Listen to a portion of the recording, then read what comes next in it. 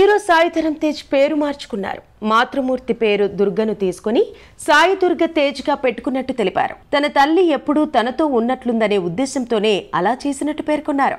నిర్మాణ సంస్థను నెలకొల్పాలనే కోరిక ఇన్నాళ్లకు నెరవేరిందని, దానికి విజయదుర్గ ప్రొడక్షన్స్ పేరు పెట్టానన్నారు.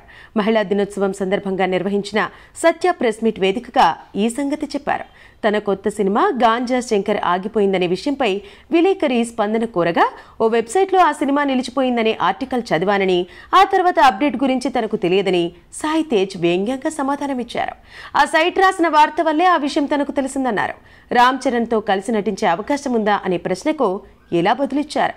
నాగబాబు, పవన్ కళ్యాణ్ మావయ్యలతో కలిసి నటించా. తర్వాత చిరంజీవి మావయ్యతో కలిసి తెరను పంచుకోవాలనేదే నా లక్ష్యం. ఆ డ్రీమ్ పూర్తయ్యాక మా ఫ్యామిలీలోని ఇతర హీరోలతో కలిసి నటిస్తా అని చెప్పారు. సాయి ధరమ్, కలర్స్ స్వాతి ప్రధాన పాత్రలో నటించిన లఘు చిత్రమే సత్య.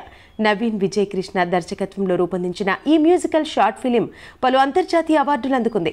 ఇటీవల నిర్వహించిన టౌలోచు షార్ట్స్ ఫెస్ట్లో ప్రదర్శితమై 8 అవార్డులు, ఒనిరోస్ ఫిల్మ్ అవార్డ్స్లో 2 పురస్కారాలు కైవసం చేసుకుంది.